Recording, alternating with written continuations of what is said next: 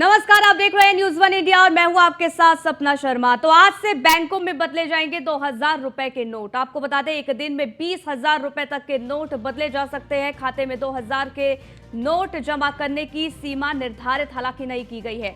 RBI ने 2000 रुपए के नोट को बंद करने का ऐलान किया है और आपको बता दें कि 30 सितंबर के बाद नोट को बंद करने का यहां ऐलान हुआ है। आज से बैंकों में 2000 के जो नोट हैं वो बदलते हुए लोग नजर आएंगे, यानी कि उसकी होड़ रहेगी।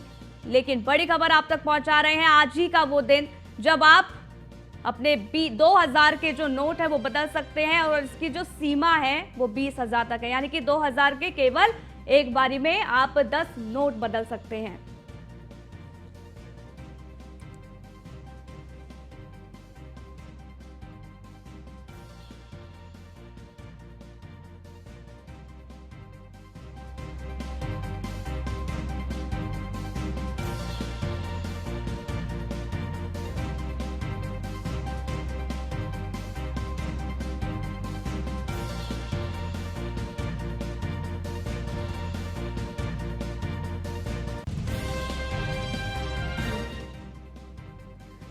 तो देखिए, आज 2000 के नोट आप अपने बदल सकते हैं। अगर आपके घर में 2000 के नोट रखे हुए हैं तो आज से बदला जा सकता है। हालांकि आरबीआई की तरफ से यह कहा गया है कि आज भीड़ ना लगाई जाए या फिर भीड़ ना हो, क्योंकि इसकी जो समय सीमा है वो बेहद ज्यादा है, यानी कि 4 महीने हैं और 4 महीनों में आप अपने 2000 के जो नोट है वो बदलवा सकते हैं।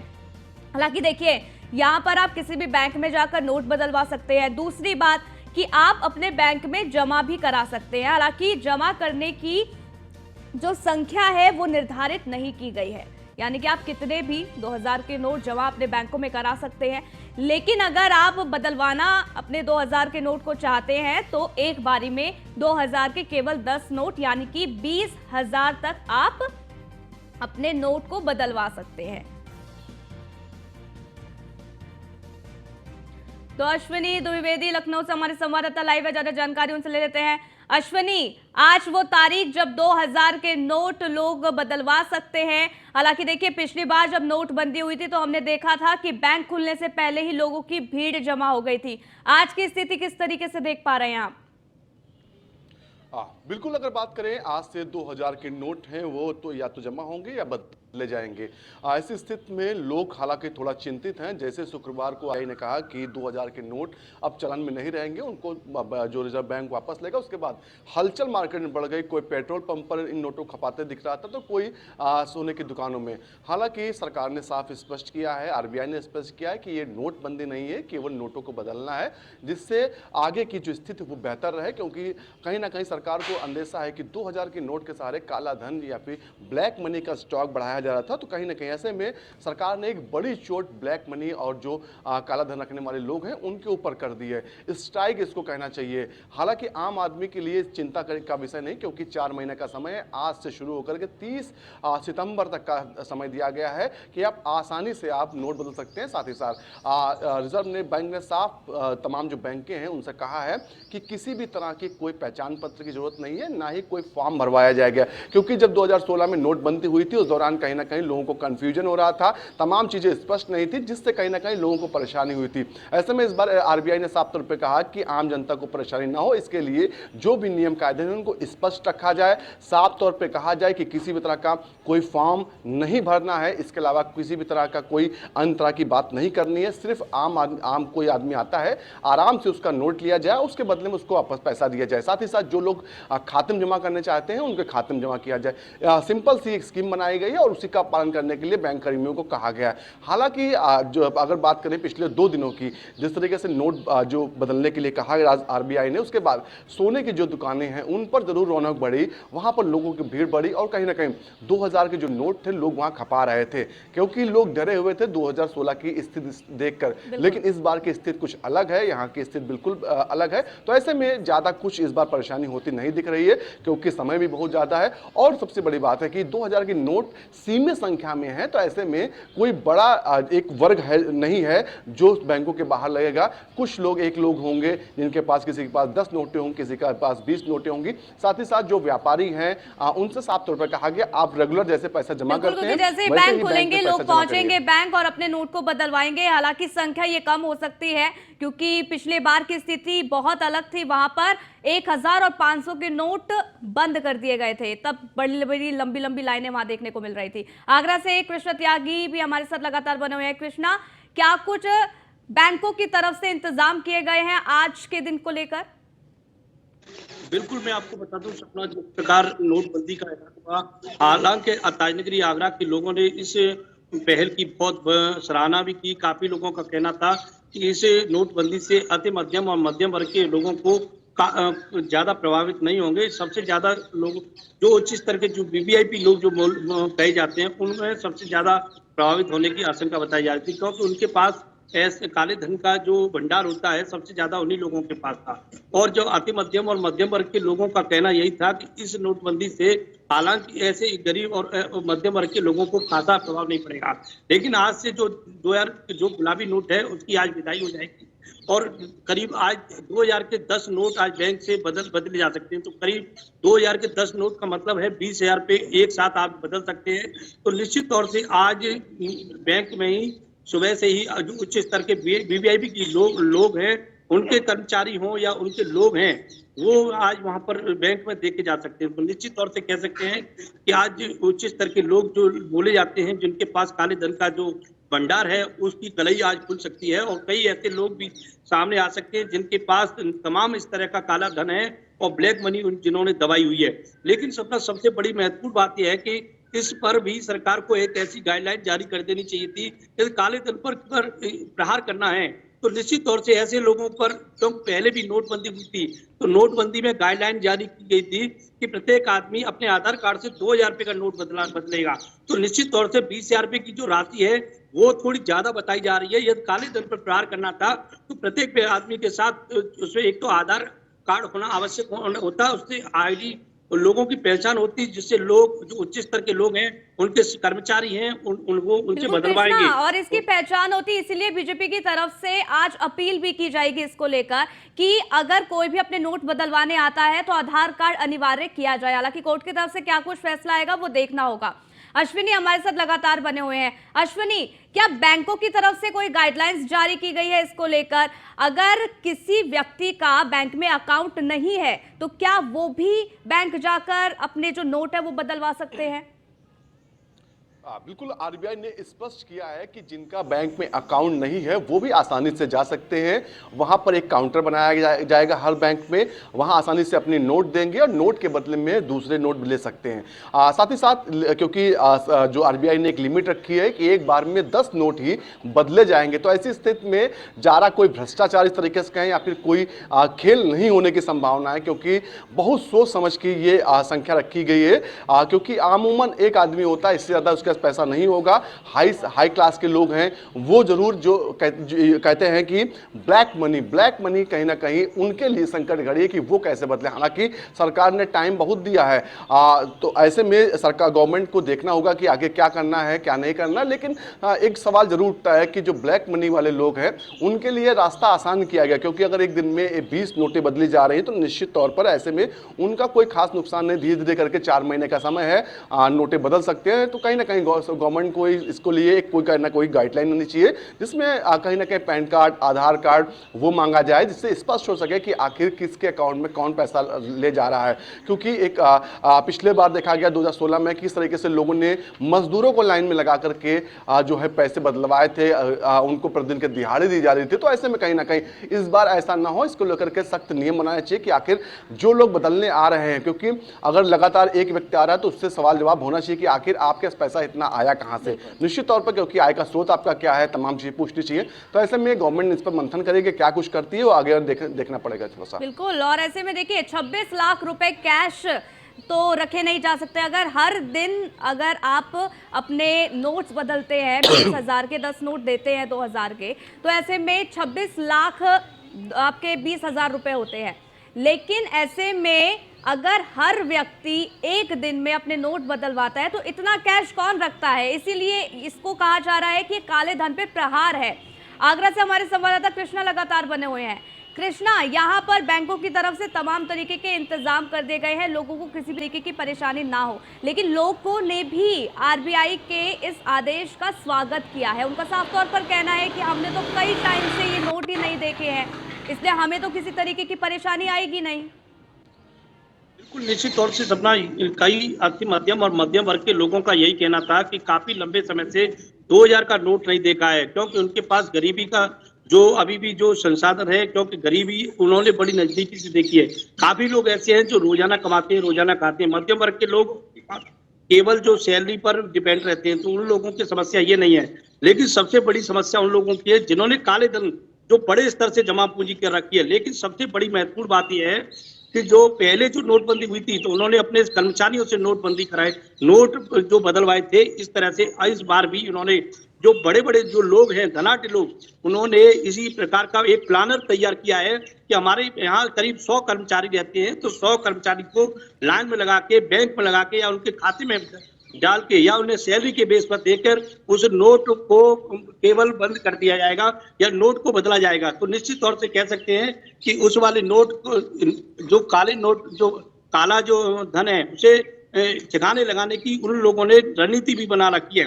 तो निश्चित तौर से ऐसे लोगों पर सरकार को गाइडलाइन जारी करनी चाहिए, बैंक को भी गाइडलाइन जारी कर देना चाहिए। और निश्चित तौर से जो पहले जिस तरह से जो नोटबंदी का जो सर्कुलर जारी किया गया था कि एक व्यक्ति 2000 रुपये का नोट जारी करेगा, वो बदलेगा और उसमें अपना आधार कार्ड जरूर होगा, तो निश्चित तौर से ऐसा कोई गाइडलाइन होती तो निश्चित तौर से काले धन पर बड़ी चोट होती। ये कई लोगों का कहना यह है कि अब ये जो 20,000 रुपये की जो रकम दी है, ये द्वेष भावना के तरीके से बिल्कुल रणनीति तैयार की है।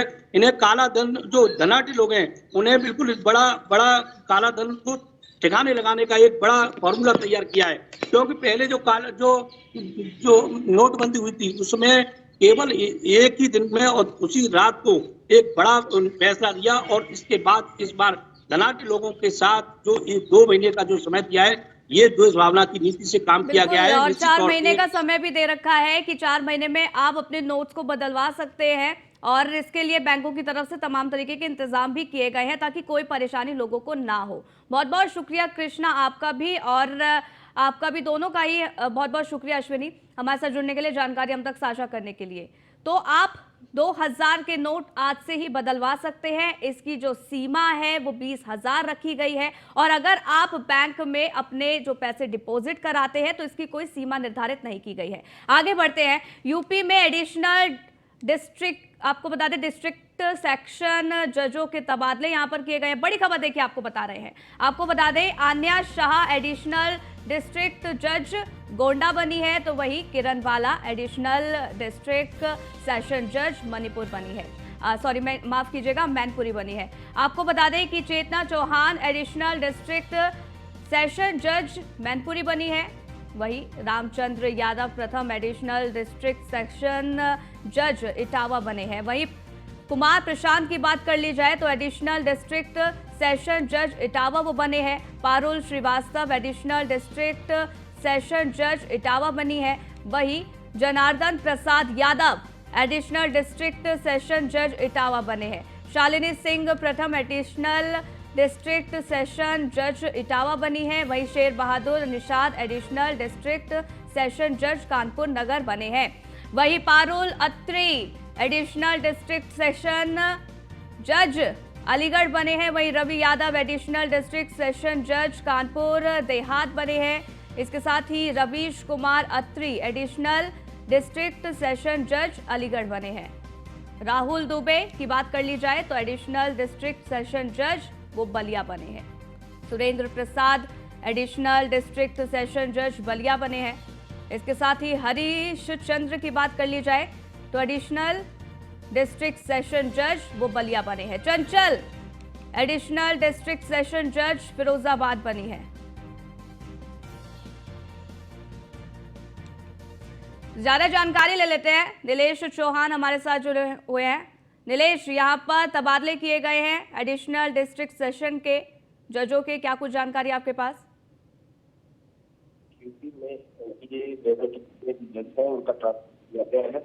आगरा का एडिशनल गोंडा बनाई गई तेलंगाना मैनपुरी है जजवा चौहान डिस्ट्रिक्ट सेशन जज मैनपुरी बनाई गई है। रामगंज को एडिशनल डिस्ट्रिक्ट सेशन जज इटावा बनाया गया है। इसके अलावा प्रशांत कुमार को असिस्टेंट डिस्ट्रिक्ट जज पर चार्ज दिया गया है।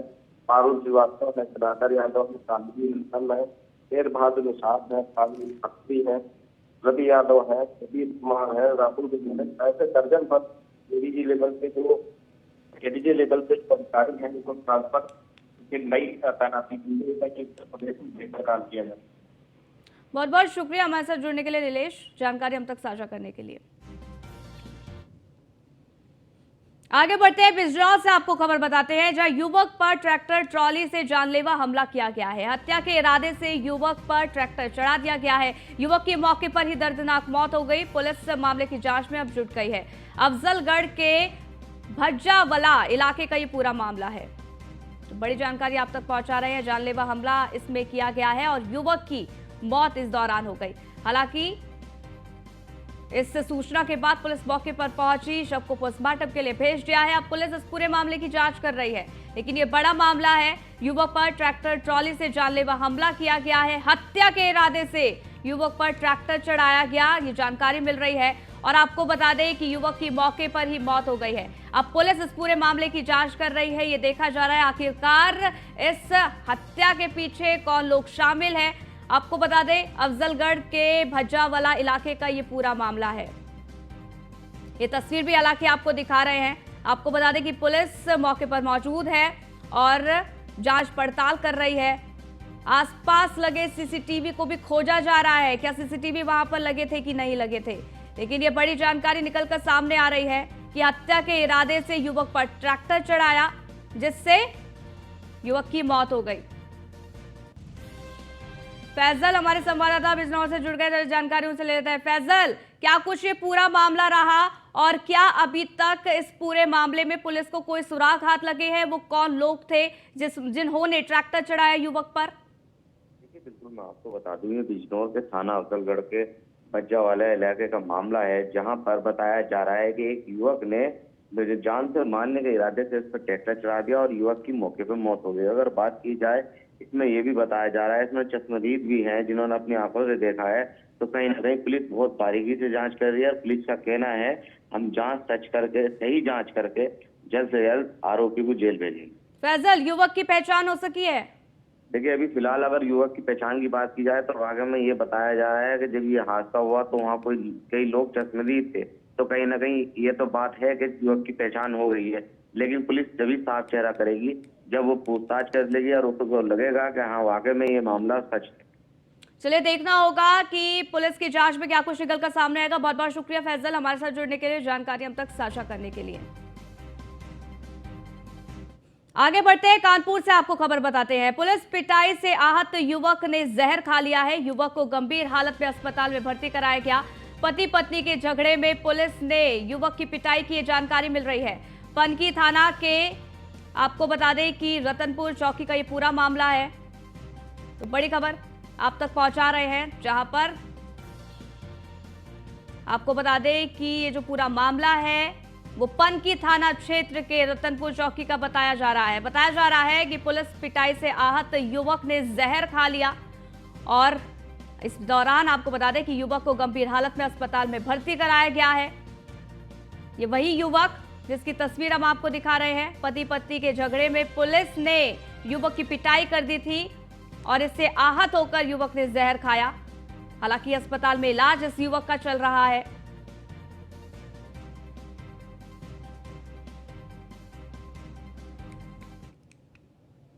तो अमेठी से खबर आपको बता दें, प्रैक्टिस को लेकर चिकित्सक से भिड़े आशापति ने की चिकित्सक से बदसलूकी, जानकारी मिल रही है। बड़ी खबर आप तक पहुंचा रहे हैं। बता दें आपको, बाहरी लोग से प्रैक्टिस को लेकर ये भिड़े थे और चिकित्सक आशापति की झड़प का वीडियो भी अब जमकर वायरल हो रहा है। ये वीडियो भी आप तक पहुंचा रहे हैं। जांच टीम की मौजूदगी में चिकित्सक से बदसलूकी की गई है। आशापति संघ वर्करों ने गंभीर आरोप लगाए थे और अस्पताल में प्राइवेट लोगों पर प्रैक्टिस करने का आरोप यहां लगाया गया था।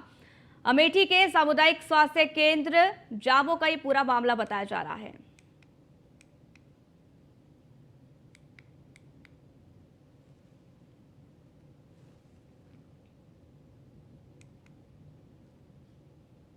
वहीं औरैया से मामला है, जहां कानपुर से दिल्ली जा रही रोडवेज बस को उमरैन के पास कार सवार लोगों ने घेर कर रोक लिया।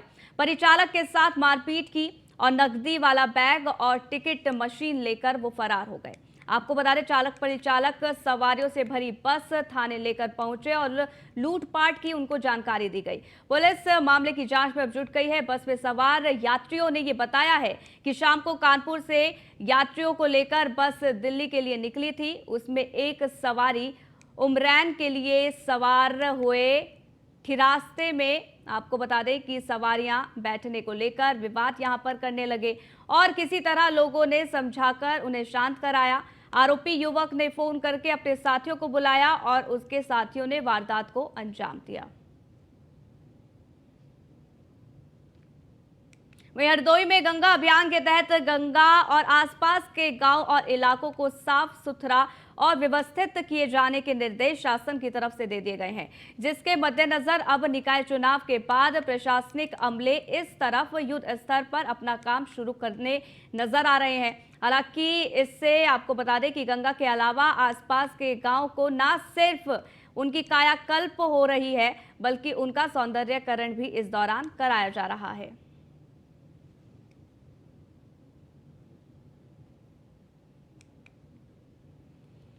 वही खबर आपको बता दें, जनपद पीलीभीत के पुरनपुर से है, जहां पुरनपुर कलीनगर मार्ग से खाता गांव होते हुए अमरेया कला तक 2.5 किलोमीटर सड़क की मरम्मत के लिए लोक निर्माण विभाग से करीब 63.83 लाख रुपए का बजट जारी हुआ था। सड़क बनने का जो कार्य है वो मार्च महीने में शुरू हुआ था, जो उसी महीने 31 मार्च तक पूर्ण होना था, लेकिन लापरवाही के चलते काम पूरा नहीं हो सका। सड़क पर फैले पड़े पत्थर अब लोगों के लिए मुसीबत बनते नजर आ रहे हैं। ठेकेदार की मनमानी को लेकर ग्रामीणों में अब आक्रोश भी बढ़ता जा रहा है। इधर गांव के दर्जनों ग्रामीणों ने जिलाधिकारी को पत्र भेजकर अधूरे पड़े मार्ग को पूरा कराने एवं ठेकेदार के खिलाफ कानूनी कार्रवाई करने की मांग की है।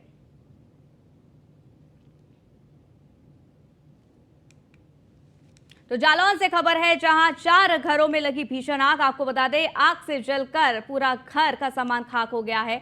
वही भीषण आग से 6 आपको बता दें कि बकरियों की जलकर मौत हो गई है। भूसे की चिंगारी ने विकराल रूप धारण किया। फायर ब्रिगेड की गाड़ियां मौके पर पहुंची, आग पर काबू पाया गया। आपको बता दें, कुठंद थाना क्षेत्र के शंकरपुर गांव की पूरी घटना, लेकिन ये तस्वीर अब आपको दिखा रहे हैं किस तरीके से भीषण आग लगी। हालांकि मौके पर दमकल विभाग के कर्मचारी पहुंचे और कड़ी मशक्कत के बाद आग पर काबू पा लिया गया। खबर पीलीभीत से है, जहां शाहजहानापुर थाना क्षेत्र के गांव तेज नगर मेहताब नगर में मच्छर भगाने के लिए जलाए गए कूड़े आपको बता दें करकट से उठी चिंगारी अग्निकांड की वजह अब बन गई है। ग्रामीण के छप्पर में भीषण आग इससे लग गई, जिसमें गृहस्थी का सामान पूरी तरीके से जलकर खाक हो गया है। भीषण आग में जलकर एक मवेशी की भी मौत हो गई है। दमकल टीम ने पहुंचकर आपको बता दें कि पानी डालकर आग पर काबू भी पाया है। सूचना मिलने पर पुलिस और अन्य विभाग की टीम भी अब छानबीन में जुट गई है। वहीं कानपुर में गैस रिफिलिंग के दौरान गैस लीक होने से वैन में आग लग गई, जिसके बाद इलाके में हड़कंप मच गया है। मामला बिल्हौर थाना इलाके के चौबीहिरी गांव का है। वहीं ग्रामीणों ने अपनी सूझबूझ से आग पर काबू पाया। अब ये तस्वीर आप तक पहुंचा रहे हैं। आपको बता दें कि गैस लीक होने के चलते यहां आग लग गई। हालांकि मौके पर फायर ब्रिगेड की गाड़ियों ने पहुंचकर आग पर काबू पाया। तो इस बुलेटिन में फिलहाल के लिए बस इतना ही। रुकेंगे एक छोटे से ब्रेक के लिए। देखते रहिए न्यूज़ 1 इंडिया।